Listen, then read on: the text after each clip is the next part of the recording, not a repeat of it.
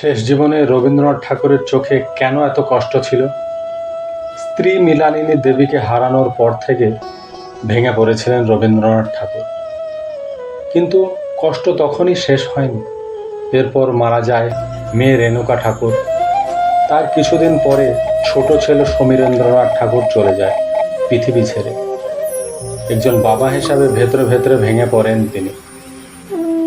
কিন্তু বাইরের পৃথিবী দেখেছিল শুধু বিশ্বকবিকে। শেষ জীবনে প্রায় জানালার ধারে একা বসে থাকতেন রবীন্দ্রনাথ, আর লিখতেন এমন কিছু লাইন যা পড়লে আজও মানুষের বুক কাঁপে।